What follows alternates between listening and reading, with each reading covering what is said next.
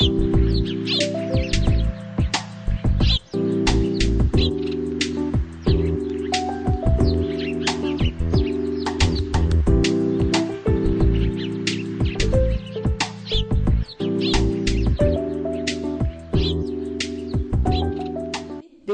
тэл зураг хичээлийн энэ удаагийн дугаар эхэлж байна. Таны амралтын өдөр ая тухтай сайхан өнгөрч байна уу? Бид өнөөдөр жирэмсэн үеийн шүдний проблемуудын тухай ярилцгаар болж байна. Тэгэхээр манай энэ удаагийн дугаарт Чүнэлми шүдний эмнэлгийн эмч Шүрхүү оролцож байна. Танд энэ өдрийн мэндийг хүргэе. Баярлалаа, та хүндэс энэ өдрийн мэндийг хүргэе. Жирэмсний хугацаанд ураг одоо хамаг кальцийг нь шингээж авдаг болохоор одоо шүд хорхоодож сулардаг гэсэн дам яриа байдаг л да. Энэ хэр үнний ортой юм бол? Ер нь бол жирэмсэн эхчүүд урагтаа тодорхой хэмжээний кальцийг алддаг. Гэтэ яг энэс болоод шүд суларч шүд торхооддаг гэдэг нь бол арай буруу ташаа ойлголт юм. Жирэмсэн ээж нар угаасаа прогестерон гормон илүүтэй дамгаа гардагтай илүү байдагтай холбоотой буулны цусан хангамж нь нэмэгдэж ирдэг.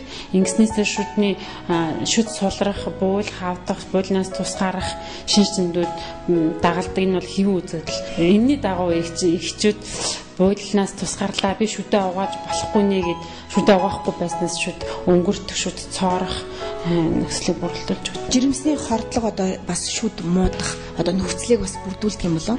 Бүрдүүлэх яг хөө жирэмсний ихэн үеийн буюу хоржин үеийн хордлого чинь нөгөө кальц болон минерал боцуудыг гадагшлуулж өгдөг. Тиймээс нөгөө шүдний цоорлыг үүсгэх нөхцөлийг бүрдүүлж өгдөг. Хорхоотоогүй хэрнээ одоо миний шүд өвдөөд байна.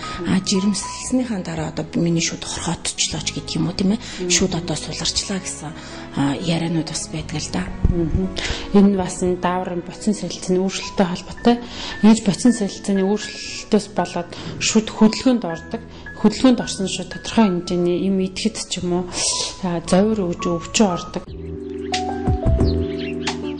Эрүүл шүд нь бол ингээд гадна талаараа паалангаар хучигдсан. Тэгээд тугалмай. Тэгээд зөөлцөөс ингэж бүрэлддэг. Зөөлц нь бол судас нэтрэлийн багцаар хангагдсан байна. Тэгээд жирэмсэн ээжнэрийн гормоны боцон солилцооны өөрчлөлттэй холбоотой цусан хангамж нэмэгдэж буйлна гэж өсөж шүд сулрах ингэж шинж тэмдгүүд зовир илэрдэг. Тэгээд шүд цоороогүй хэрнээ шүдний өвдөлт тухайн мэдрэгдэж эхэлдэг. Боцон солилцоотой холбоотой ихээр алдсан байдаг учраас цооролтой шүднүүд нь бол амархан эрчимтэй явагдаж зөөлцийн үргэлжлэлийг үүсгэх, мөн цаашаа ингээд шүдний сурвалжийн орой дээр үргэлжил үүсгэх хүндрэл өгөх юм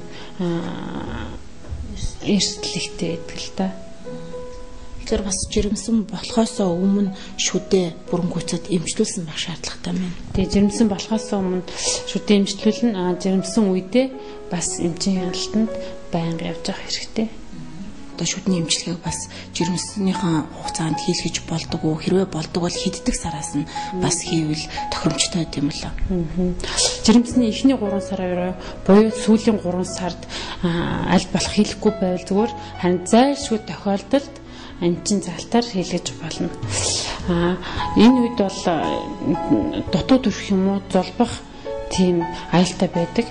Тэгэхээр жирэмсэн эхчүүд жирэмслээс өмнө амны хүндийн ариун цэврийг сайн цагсан байх хэрэгтэй. Жирэмслсний 4-өөс 7 сартад амны хүндийг бас бүрэнгүйцэд эмчилсэн байх шаардлагатай. Амар баясгалан зочид буудал ресторан 60-аас 120 хүн хүлээн авах хүчин чадалтай эрхэм таныг ая тухтай орчин гэнтийн бэлэг азтай үйлчлүүлэгчийн алтан боломж хүлээж байна. Лав гэр бүрийг зөвхөн эрчүүдийн өдөр, бүр гар бүрийг зөвхөн бүс хүйчүүдийн өдөр, бэм гар бүрийг зөвхөн гэр бүлийн өдөр, нэм гар бүрийг зөвхөн азтай өдөр байхаар үйлчлэгээгээ зохион байгууллаа. Манай зочид буудал тухасан гийчин болгонд урамшууллын карт бэлгэлж 20-30% хөнгөлөлт үзүүлж байна. Ая тухтай орчин альчаал ядаргаа тайлж амрыг гэвэл амар баясгалантыг сонгоорой.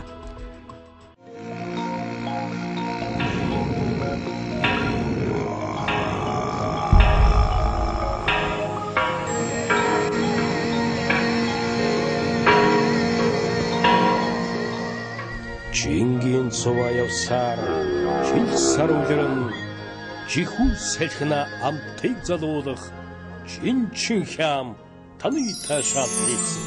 Чинчин Украин махан бүтэн хөтлөлт хям Очирдагс компани чинчин хям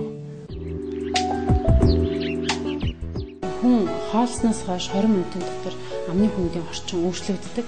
Тийм болохоор шүд угаахтаа 20 минутын дотор угааж өгөх бас их сайн байдаг л та. Тэгэхээр шүд угаахтаа тухайнооныхоо моторын хэмжээг, моторын нөлөөллийг сайжруулахын тулд шүдээ усаар бага хэмжээний усаар зайлах нь зүйтэй байдаг. Шүд угаасныхаа дараа энэ мэдэхгүй байвал моторын үйлчилгээ шүд нөлөөлөх нь арай илүү их нэмэгдэж байдаг. Жирэмсэн эзнэр харин онцлог нь цайруулах оо хэрэглэж болохгүй, мөн цайруулах эмчилгээг шүдний эмнэлгүүдээр юм уу бусад газруудаар хэрэглэж болохгүй. Гэрээрээ бас эмчилж болно, тамидын байж болно, дентамон байж болно. Эдгээр буйлны үргэлжлэлийн эсрэг юмнуудыг амандаа хоёр шүднийхаа завсраар ингэж оруулж гаргаж зайлж өгч болно. Өшөөгөр бас хөвөн чингээгээд шүднийхаа хоёр талаар хучих нэгээр бас эмчилгээ хийж болно. Энэ бол 15-аас 20 минут өглөөд нэг оройд өдөрт 2 удаа ингэж эмчилгээ хийснээр буйлны үргэлжлэлийг бас намжааж өгдөг.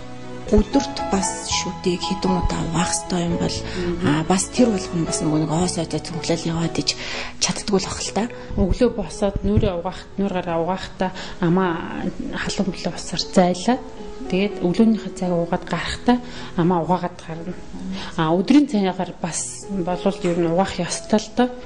Тэгээд орой унтахын өмнө одоо би юм итгэхгүй шүүгээд тэгээд шүдээ угаах ёстой. Бусдад яг нэмэлт цэвэрлэгийн нь бол ам зайлах уусмлууд байдаг. Энэ ам зайлах уусмал нь өөрөө дотор кальц, фосфорын агуулмжтай учраас тодорхой хэмжээгээр амыг цэвэрлэж өгдөг. Шүд угаалтан дээр болохоор бас шүдийг зөвхөн сойзор угаагаа зогсохгүй, шүд хоорондын завсрыг цэвэрлэдэг утсыг бас ашиглах хэрэгтэй. Энэ утас нь бол өөртөө кальц, фосфорыг бас агуулсан байдаг болохоор шүд хоорондын завсрыг цэвэрлэхэд маш тохиромжтой байдаг л та. Энгийн утсыг бодвол тийгчүүд шүдний сорлоос урьдчилан сэргэлттэй мэдээж нэгдүгээр шүд угаалт хамгийн гол чухал байдаг. Шүд угаалтанд бол үндсэн 5 дүрэн байдаг. Үүнд нэгдүгээр шүдний сойдсны сонголт, зүйл өмстэй сойд сонгох нь чухал. Хоёрт буулныхаа ховлыг сайн угааж гүйцэд угаах хэрэгтэй. Гуравт шүдний бүх гадаргууг бүрэн гүйцэд угаасан байх шаардлагатай. Дөрөвт боторжулсан зооныхоо сонголтод бас анхаарах нь зүйтэй. Тавд бол өдөрт 3-аас 3 удаа угаахтаа 2-оос 3 минутын хугацаатай угаах. Энэ 5 дүрмийг баримталж шүдээ угаах нь чухал байдаг. Үүнээс гадна урьдчилан сэргээлтэн дээр бол шүдний эмчит 3 сард нэг удаа очиж үзүүлж өнгөрөө цэвэрлүүлэх босоо шүдэндээ эмчилгээ, урьдчилан сэргээлэх төрхлгүүдийг бас хэлэх хэрэгтэй.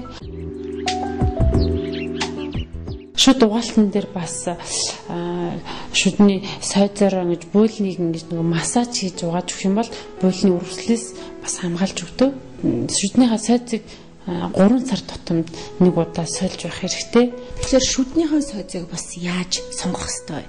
Жирэмсэн инженерийн буйлны үргэлжлэлтэй байдаг болохоор үүнтэй холбоотой шүднийхээ сойзыг сонгох нь бас хамгийн гол чухал асуудал байдаг. Шүдний сойз хэтэрхий ширүүн үстэй байх юм бол буйлны үргэлжлэлийг сэтрэж өгдөг. Тийм учраас нэмэлт тийм сормостой тийм сойзыг хэрэглэх зүгээр л дээ. Ийм нэмэлт сормостой сойз нь болохоор одоо ингээд харахад шүдний үндсэн сормосноос гадна яг үзүүр хэсэг шиг ингээд нэмэлт сормос орж ирсэн байдаг. Энэ нь болохоор шүд хоорондын буйлны ховлыг цэвэрлэдэг. Ингэснээрээ буйлны үргэлжлэлийг бас массаж хийж үргэлжлэлийг нь намжаах юм үйлчлэгтэй байдаг. Жирэмсний үед одоо шүдний проблемуудын талаар бас та бүхэндээ бяцхан одоо мэдээллийг хүргэлээ. Тэгээд танд бас баярлалаа. Бидний урилгыг хүлээн авч хүрэлцээрсэнд та бүхэндээс баярлалаа.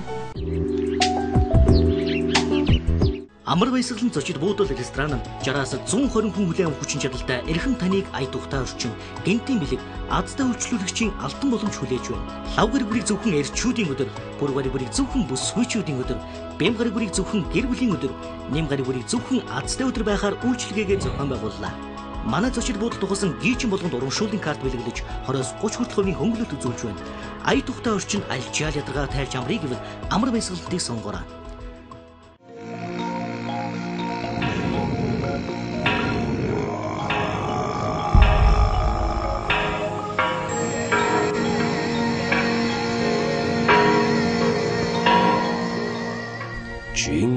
сува явсаар шил сар үлрэн жихүү салхина амтыг залуулах чинчин хям таны таашаал нийцсэн. Чинчин Ugri махан бүтэн хөтлөлт хям. Очиглагс компани. Чинчин хям. 5-6 сартай жирэмсэн байгаа. За тэгэхээр бага сартай жоох юм те. Тэгэхээр одоо тэгэхэд язралтын массажийг одоо хөвлийн хэсгээр хийж өгнө. Өөрөөр хэлбэл жирэмслэхлээр одоо энэ ээжийн маань хувьд бол гидсэнтэй томроог байна.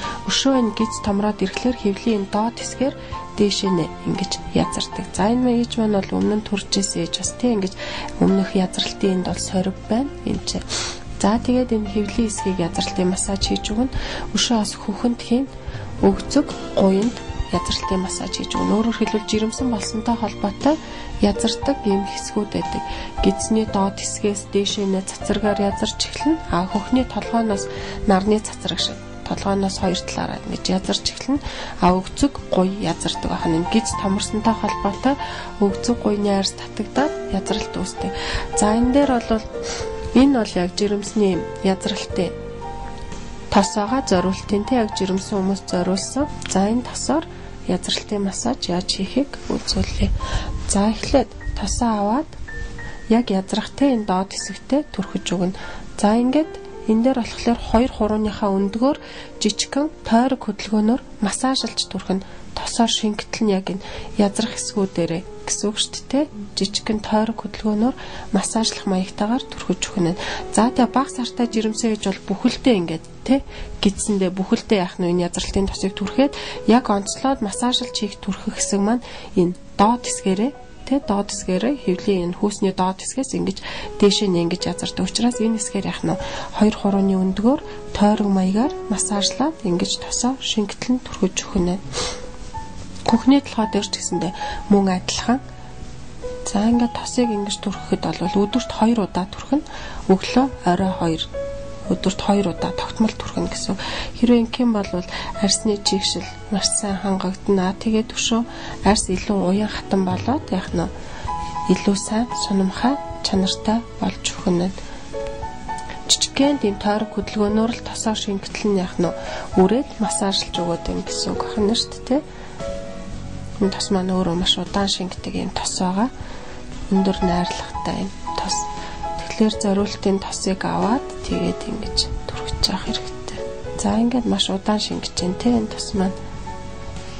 Ингээд яхахлаар одоо яг одоо энэ тос түрхсэн энэ хэсгийг ингээд юуг нь тэмтрээд үзтэй арьсан илүү юм зөөлх юм чиглэг ийм болсон тэмтрэгддэг. Өөрөөр хэлбэл яах нь арьс маш ихээр хуурайшдаг жирэмсэн болсонтой холбоотой хуурайшч бүр ингэж хогжруулдаг те. Тэгэхээр ийм өндөр чигш арьсны чигшлийг маш сайн хангаж өгдөг юм язралтын тосыг түрхэх хэрэгтэй. 2 хурууныхаа өндгөөр түрхэнэ.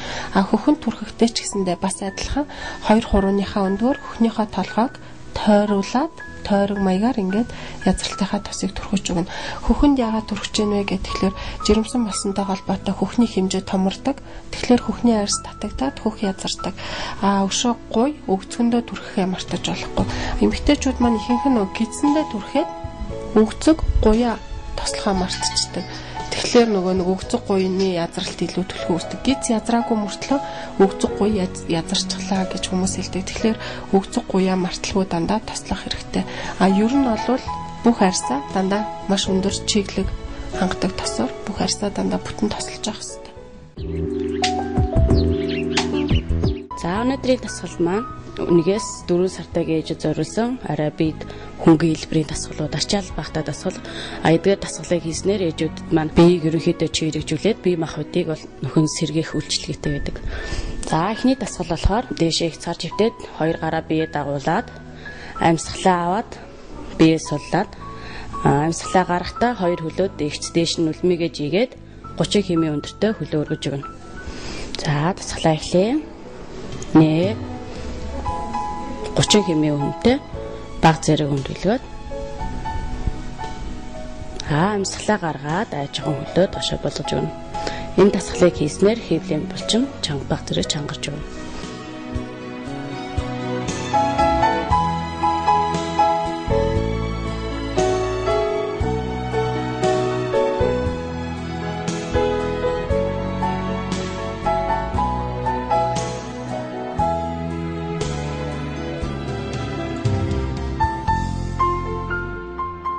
дараагийн дасгал 2 хөлөө нуулаад зэрэгцүүлээд өвдгөр нь нуулаад чинь.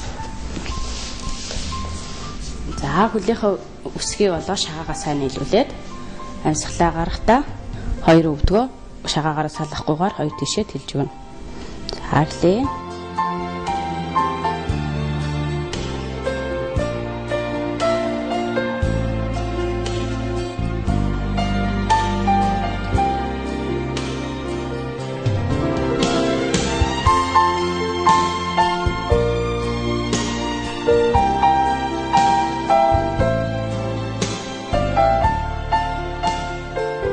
За амьсгалаа гүнзгий авлаа. За амьсгалаа гарахдаа хажууд руугаа сунжуулаа цээжээрээ хазаагаад аль болох гараа доош нь сайн сунаад хажууд руугаа их сунж өгөх хэрэгтэй. За амьсгалаа гаргаад биегцлээд амьсгалаа авлаа. Нөгөө тал руугаа хазааж өглөө. Амьсгалаа гаргаад их сургашаагаа тонгоож өглөө. Нуруугаараа хотоогоод аяжхан зөөгөөхан амьсгалаа аваад дэшаач хүмүүсээд амьсгалаа аваарай. Амьсгалаа гаргаад хоошоогоо 2 гараа өргөөд баг зэрэг гэдэж өг. Амьсгалаа гаргаад бийсэлээд гараа ажхан доошоо болгож өглөө. За саний хийсэн дасгал маань ерөөхдөө гэж жирэмсэн болсоор холбогдуулаад нуруу болгож илэх тайл одоо тархалтаас илүү хэдгийх 2 талын тайлны дасгал байгаа. Мөн нуруу чилхээс эргэлсэн. Би дайгуу сайн дасгал байгаа. За одоо ингээд дасгал хийснийхэн дараа эхчүүд маань ингээд дэр идэрлээд амардаг байгаа. Энэ дэрийг дэрснээр их маань их бас нөгөө жирэмсэн үед одоо бас эзмээсээс авахлаад удаан хитгээд би чилдэг. Тэрнээс эргэлсэн ингээд би гидсэнд нь болоо хөлөнд ингээд тулгуур болж тайван амархад бол маш их сайн нөлөөлдөг байгаа.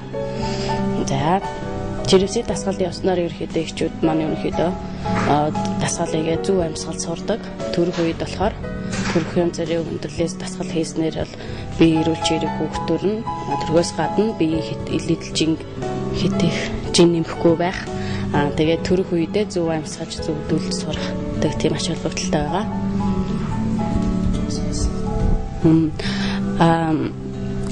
Ингээд дасгалын дараа айл болох эхчүүдийг ойлгох аль тайван одоо намжим аялгау тавьж тэрэнд нь их болоод урагт байгаа гидсэнд байгаа хүүхэд бол маш тайван тайвширж амардаг байгаа.